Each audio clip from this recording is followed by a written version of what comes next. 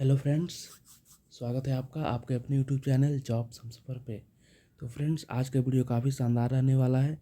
जैसा कि आप देख रहे हैं, BPSC Bihar SI Bihar SSC exam focused high priority current affair. यह करंट अफेयर नवंबर मंथ का है फ्रेंड्स, और नवंबर मंथ के टॉप 30 करंट अफेयर मैं आपको अभी बताने वाला हूँ, जो आने वाले एग्ज़ाम में आपके लिए काफ़ी महत्वपूर्ण होगा। और यह करंट अफेयर जो बनाया गया है, जिस तरह के क्वेश्चंस एग्ज़ाम में पूछे जाते हैं उसी के आधार पर बनाया गया है। तो चलिए स्टार्ट करते हैं इस वीडियो को। सबसे पहला क्वेश्चन है, गोगाविल झील को रामसर स्थल घोषित किए जाने से भारत विश्व में किस स्थान पर पहुंच गया। देखिए, गोगाविल झील को रामसर साइट घोषित करने के बाद भारत जो है वह तीसरा सबसे बड़ा रामसर स्थल वाला देश बन गया है। पहला जो देश है वह है यूनाइटेड किंगडम, दूसरा मैक्सिको। यूनाइटेड किंगडम में 176 रामसर साइट हैं, मैक्सिको में 144 रामसर साइट हैं। विश्व आर्द्रभूमि दिवस वर्ल्ड वेटलैंड डे 2 फरवरी को मनाया जाता है।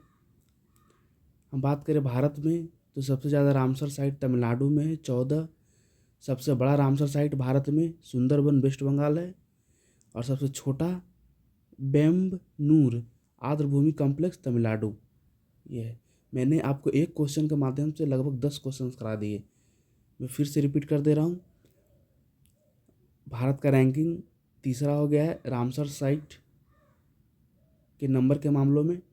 पहला यूके 176, दूसरा मैक्सिको 144 रामसर साइट के साथ।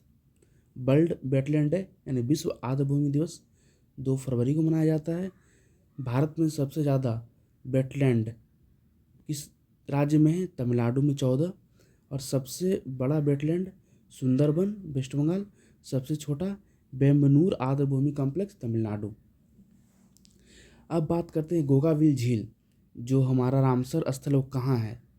तो यह बिहार में है, और बिहार के कटिहार जिले में है। चलिए आगे क्वेश्चन देखते हैं हम। गोगाविल झील बिहार के किस जिले में स्थित है? मैंने आपको ऑलरेडी बता दिया। गोगाविल झील जो है बिहार के कटिहार जिले में अवस्थित है। और गोगाविल झील जो है वो 94th रामसर साइट बना है इंडिया का। गोगाविल झील किन 2 नदियों के बीच स्थित है? बहुत ही महत्वपूर्ण क्वेश्चन है। इस तरह के क्वेश्चंस आपको एग्जाम में देखने को मिलेगा। तो गोगाविल झील जो है यह गंगा और महानंदा के बीच में है, तो इसका राइट आंसर बी हो जाएगा। नेक्स्ट है, गोगाविल झील बिहार का कौन सा रामसर स्थल है? देखिए, इंडिया का तो 94th है, बिहार का इसका जो रैंकिंग है वह है 6th। इसका राइट आंसर हो जाएगा सी, 6th। ठीक है। नेक्स्ट है, वाल्मीकि टाइगर रिजर्व VTR किस जैव भौगोलिक क्षेत्र में स्थित है? हर कोई जानता है कि वाल्मीकि टाइगर रिजर्व जो है वह तराई क्षेत्र में स्थित है, तो इसका राइट आंसर सी हो जाएगा। और यह कहाँ है? तो वेस्ट बंगाल में, सॉरी, वेस्ट चंपारण में स्थित है। वेस्ट चंपारण बिहार का एक जिला है, वहीं अवस्थित है, जो तराई रीजन में है। नेक्स्ट है, वाल्मीकि टाइगर रिजर्व में बहने वाली प्रमुख नदी। तो वाल्मीकि टाइगर रिजर्व में बहने वाली जो प्रमुख नदी है वह गंडक है, सी इसका राइट आंसर हो जाएगा। नेक्स्ट है, देव सूर्य मंदिर औरंगाबाद की विशेषता क्या है? देखिए, जितने भी सूर्य मंदिर हैं सबका जो मुख्य द्वार है वह ईस्ट की तरफ होता है, लेकिन देव का जो सूर्य मंदिर है वह पश्चिम मुखी है, तो इसका राइट आंसर हो जाएगा वह बी हो जाएगा, पश्चिम मुखी, यही उसका विशेषता है। अब देव का जो सूर्य मंदिर है वह चर्चा में इस कारण आया है क्योंकि पटना हाईकोर्ट है जो बोला है कि देव मंदिर और उमगा मंदिर परिसर दोनों है जो औरंगाबाद में है, इसका स्ट्रक्चरल सेफ्टी ऑडिट करेगा। ठीक है, स्ट्रक्चरल सेफ्टी ऑडिट करवाने के लिए आदेश दिया है देव मंदिर और उमगा मंदिर परिसर, जो दोनों औरंगाबाद में है। चलिए नेक्स्ट है क्वेश्चन नंबर 8, देव सूर्य मंदिर किस पर्व से विशेष रूप से जुड़ा हुआ है? तो हर कोई जानता है देव सूर्य मंदिर है वह छठ पूजा से विशेष रूप से जुड़ा हुआ है। सूर्य मंदिर है और छठ पूजा में सूर्य भगवान सूर्य की उपासना की जाती है। नई चेतना 4.0 अभियान का उद्देश्य क्या है? नई चेतना 4.0 का जो उद्देश्य है वह है बाल विवाह उन्मूलन। तो इसका राइट आंसर हो जाएगा बी। नेक्स्ट है बिहार में इको टूरिज्म विकास का मुख्य फोकस क्षेत्र। देखिए बिहार में भी टूरिज्म का काफ़ी स्कोप है और गवर्नमेंट अब इस पे ध्यान दे रही है। तो बिहार में टूरिज्म में पहले स्पेशली फोकस दिया जाता था रिलीजियस टूरिज्म को, लेकिन अब इको टूरिज्म पे भी फोकस किया जा रहा है। और बिहार में जो हाँ इको टूरिज्म डेवलप होंगे वह क्षेत्र कहाँ हैं? तो पहला वाल्मीकि टाइगर रिजर्व जो वेस्ट चंपारण में है, दूसरा कैमूर, तीसरा रोहतास। ये तीनों क्षेत्र हैं जहाँ पे इको टूरिज्म डेवलप किए जा सकते हैं और किए जा रहे हैं। ठीक है, तो इसका राइट आंसर हो जाएगा वाल्मीकि नगर व कैमूर, सी राइट आंसर। देखिए फ्रेंड, मैंने 30 क्वेश्चन कराने के लिए बोला है। 30 में से 10 क्वेश्चन मैंने बिहार पे कंसिडर किया है, ताकि बिहार जैसे एग्ज़ाम में बिहार करंट अफेयर का भी काफ़ी महत्वपूर्ण रोल होता है। तो मैंने 10 क्वेश्चन जो है वह आपको बिहार से करा दिया। नेक्स्ट क्वेश्चन है क्वेश्चन नंबर 11, जो नेशनल डिफेंस और साइंस से संबंधित। ठीक है, तो LVM-3 रॉकेट किस नाम से जाना जाता है? तो LVM-3 M5 जो है बाहुबली के नाम से जाना जाता है। तो इसका राइट आंसर सी हो जाएगा बाहुबली। यह काफ़ी में चर्चा में आया था। यह LVM-3 जो रॉकेट है उसी की सहायता से GSAT-4R उपग्रह को लॉन्च किया गया था और यह नौसेना के लिए विकसित की गई है। GSAT-4R जो है उपग्रह नौसेना के लिए विकसित की गई है और इसे बाहुबली के द्वारा लॉन्च किया गया है। बाहुबली का नाम क्या है? LVM-3 M5, ये ध्यान रखिएगा। और GSAT-4R का काम क्या है कि जो इंडियन ओशन रीजन है IOR में रियल टाइम सिचुएशन अवेयरनेस बताएगा। जैसे वहाँ पे कोई जहाज़ जा रहा है, पनडुब्बी जा रही है, एयरक्राफ्ट जा रहा है, तो ये सभी का जानकारी वो रखेगा और सब में कोऑर्डिनेशन डेवलप करेगा। यानी कि बेसिकली यह संचार कम्युनिकेशन डेवलप करेगा। तो हम बोल सकते हैं कि GSAT-4R है जो कम्युनिकेशन सैटेलाइट है। GSAT-4R किस प्रकार का उपग्रह है? तो मैंने आपको ऑलरेडी बता दिया, कम्युनिकेशन सैटेलाइट है, संचार उपग्रह है। नेक्स्ट है त्रिशूल अभ्यास में कौन सी सेनाएं शामिल हैं? इसका नाम ही से पता चल रहा है, त्रिशूल यानी 3 लोग होंगे। और भारत में 3 लोग कौन कौन हैं? भारत में 3 लोग हैं, इंडियन आर्मी, इंडियन नेवी और इंडियन एयर फोर्स। ठीक है, ये तीनों का ये एक्सरसाइज है। तो इसका राइट आंसर आ जाएगा डी, थल सेना, नौसेना और वायुसेना। फ्रेंड्स, अब है मालाबार सैन्य अभ्यास निम्न में से कौन शामिल नहीं है? देखिए मालाबार सैन्य अभ्यास है वो क्वाड के लिए है, जो क्वाड में जो देश हैं वो करते हैं। ठीक है, तो देख लीजिए क्वाड में कौन कौन से देश हैं। क्वाड में भारत है, अमेरिका है, जापान है। ठीक है, फ्रांस नहीं है। तो इसका राइट आंसर क्या हो जाएगा? डी द राइट आंसर, यह शामिल नहीं है। बाकी सभी क्वाड में शामिल है। एक और देश है जो क्वाड में शामिल है, उसका नाम यहाँ पे मैंने नहीं लिया, वो देश का नाम आप कमेंट बॉक्स में कमेंट कर दीजिएगा। क्वाड में 4 देश हैं, भारत, अमेरिका, जापान। एक और देश है, वो कौन सा देश?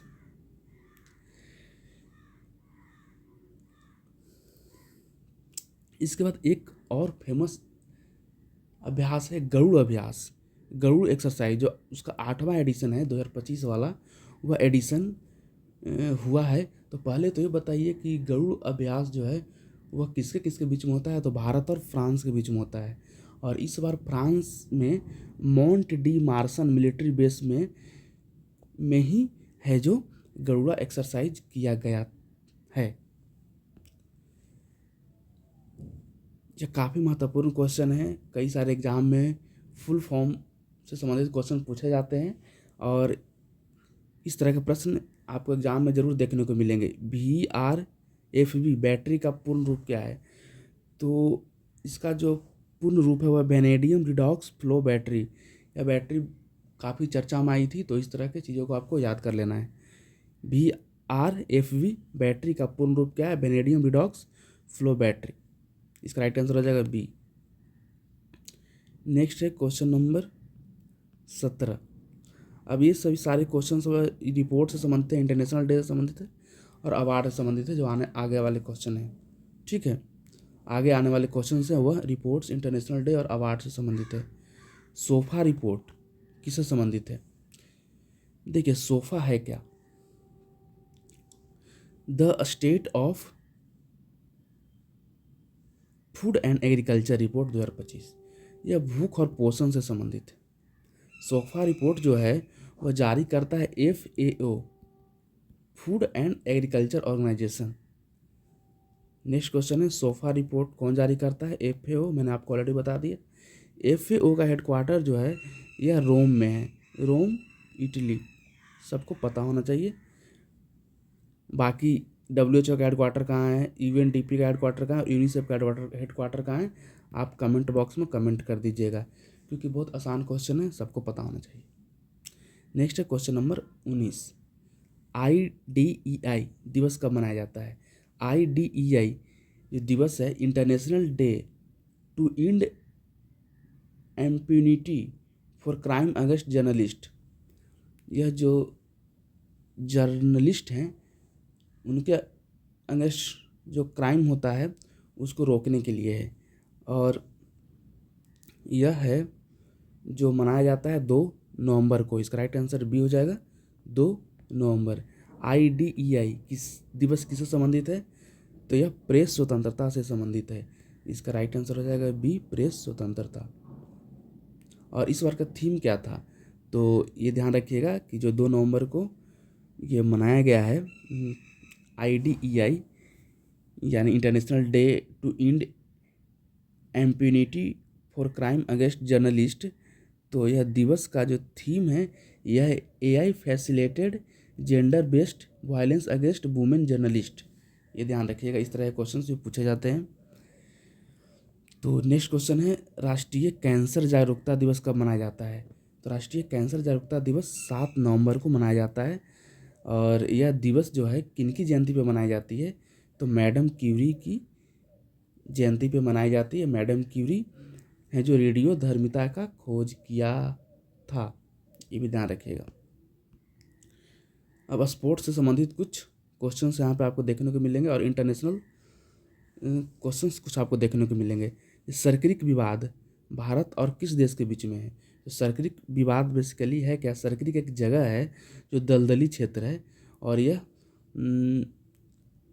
हमारा जो कच्छ है, गुजरात वाला रीजन, और पाकिस्तान का जो सिंध है उस रीजन के बीच वाला रीजन है। ठीक है, और यह बेसिकली यहाँ पे यह दलदली क्षेत्र है, और हमारा पाकिस्तान के साथ जो बॉर्डर बनता है वह बॉर्डर बनता है, और ये समुद्र मैं आपको मैप के माध्यम से दिखाता हूँ। जैसे भारत का ये गुजरात वाला एरिया है, मैं मैप पे डिपिक्ट करना चाह रहा हूँ। तो ये वाला जो रीजन है ना, कच्छ वाला, ये रीजन जो इधर पाक है, इधर इंडिया है, तो इधर ये हमारा है अरब सी। तो सर्किरिक वाला जो रीजन है यह बेसिकली समुद्री सीमा बनाता है। तो सर्किरिक किस प्रकार का विवाद है? तो समुद्री सीमा बनाएगा, तो समुद्री सीमा का विवाद है। इसका राइट आंसर बी हो जाएगा। महिला क्रिकेट विश्व कप 2025 का आयोजन कहाँ हुआ? तो महिला क्रिकेट विश्व कप काफ़ी चर्चा में रहा है, क्योंकि इस बार भारत वर्ल्ड कप जीता। तो इस तरह के क्वेश्चंस आपको एग्जाम में पूछे जा सकते हैं। आयोजन हुआ था दक्षिण अफ्रीका में, तो इसका राइट आंसर डी हो जाएगा। अब इसमें रनर टीम कौन रहा, विनर कौन रहा? विनर इंडिया रहा, रनर टीम साउथ अफ्रीका रहा। भारत की तरफ से कोच कौन थे? तो अमोल मजूमदार थे, और प्लेयर ऑफ द मैच मिला शेफाली वर्मा को, प्लेयर ऑफ द टूर्नामेंट मिला दीप्ति शर्मा को। नेक्स्ट क्वेश्चन है, महिला क्रिकेट विश्व कप 2025 का प्लेयर ऑफ द टूर्नामेंट कौन रही? तो प्लेयर ऑफ टूर्नामेंट मैंने आपको ऑलरेडी बता दिया, दीप्ति शर्मा। इसका राइट आंसर सी हो जाएगा। अब देखिए, भारत जो महिला आईसीसी विश्व कप 2025 जीता, उनके द्वारा जीत हासिल की गई, तो आईसीसी द्वारा उन्हें 39 करोड़ रुपए का अवार्ड दिया गया और बीसीसीआई के द्वारा 51 करोड़ रुपए का अवार्ड दिया गया, पुरस्कार दिया गया।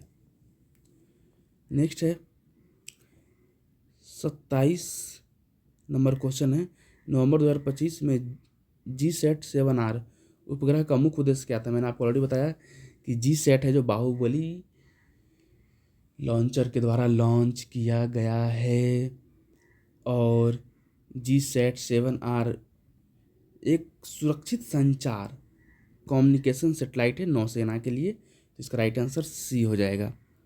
नेक्स्ट है question number 28, LVM-3 M5 Baahubali mission किस उद्देश्य से प्रक्षेपित किया गया है? देखिए, बाहुबली जो हमारा है LVM-3 M5, यह जो हमारे जितने भी हेवी सैटेलाइट होंगे उनको लॉन्च करने के लिए, ठीक है। तो भारी संचार उपग्रह प्रक्षेपण हेतु हमारा बाहुबली मिशन बनाया गया था, और यही इसका उद्देश्य है कि हैवी सैटेलाइट को लॉन्च करेंगे। क्वेश्चन नंबर 29 है, IDEI international day to end impunity for crimes against journalist का थीम क्या है? मैंने आपको ऑलरेडी बता ही दिया है, AI facilitated gender based violence इसका थीम है, इसका राइट आंसर सी हो जाएगा। नेक्स्ट है क्वेश्चन नंबर 30, सोफा रिपोर्ट 2025 के अनुसार वैश्विक भूख बढ़ने का प्रमुख कारण कौन सा है? तो सोफा यानी the state of food and agriculture इसका फुल फॉर्म होता है, और यह रिपोर्ट के अनुसार जो वैश्विक भूख बढ़ने का प्रमुख कारण गरीबी भी है, युद्ध भी है, जलवायु परिवर्तन भी है, यानी सभी का संयुक्त प्रभाव। इसका राइट आंसर डी हो जाएगा। अब कुछ और क्वेश्चंस हैं, 30 क्वेश्चंस के अलावा मैं उससे भी चर्चा कर दे रहा हूँ। हायली गुब्बी ज्वालामुखी विस्फोट जो इथोपिया में हुआ है, और यह चर्चा में इस कारण था कि जो विस्फोट हुआ है इसके कारण भारत के कई उड़ानें प्रभावित हुई थी, इस कारण यह चर्चा में है। तो पूछी जाएगी कि हाईली गुब्बी ज्वालामुखी का विस्फोट हुआ है किस देश में हुआ है? इथोपिया। तो ये भी आप ध्यान रखिएगा। नेक्स्ट है क्वेश्चन नंबर 32, या नेक्स्ट मानिए उसको, 11 नवंबर को कौन सा दिवस मनाया जाता है? तो राष्ट्रीय शिक्षा दिवस मनाया जाता है। किनके जन्म दिवस पे मनाया जाता है? तो अबुल कलाम आज़ाद के जन्म दिवस पे मनाया जाता है। यह आज़ाद भारत के शिक्षा मंत्री बने थे, इन्हीं के स्मृति में राष्ट्रीय शिक्षा दिवस मनाया जाता है। नेक्स्ट क्वेश्चन है, लाल किला के पास जो विस्फोट हुआ था उसमें अमोनियम नाइट्रेट पदार्थ पाया गया। अमोनियम नाइट्रेट चर्चा में आ गया, इस कारण पूछा जा सकता है अमोनियम नाइट्रेट का फुल फॉर्म केमिकल जो कंपाउंड है उसका क्या नाम है, उसका फार्मूला क्या है, केमिकल फार्मूला क्या है? तो अमोनियम नाइट्रेट का केमिकल फार्मूला है NH4NO3, ये भी ध्यान रखिएगा। Next question number, blue economy किससे संबंधित है? ब्लू इकोनॉमी जो है वह समुद्री उत्पादों से संबंधित है, स्पेशली मत्स्य उत्पादन से संबंधित है। भारत का रैंकिंग जो है वह फिश प्रोडक्शन में सेकंड हो गया है, ये भी ध्यान रखिएगा। नेक्स्ट क्वेश्चन है और लास्ट क्वेश्चन है आज का, राष्ट्रमंडल खेल जो 2030 में होगा वह कहाँ होगा? तो भारत में होगा, काफ़ी चर्चा में है। और 2026 वाला राष्ट्रमंडल खेल स्कॉटलैंड के ग्लासगो में होगा। तो मैंने आपको नवंबर का करंट अफेयर कवर करने का प्रयास किया है। तो चलिए इस वीडियो को यहीं पे एंड करते हैं, और आप ज़रूर कमेंट करें कि यह वीडियो आपको कैसा लगा।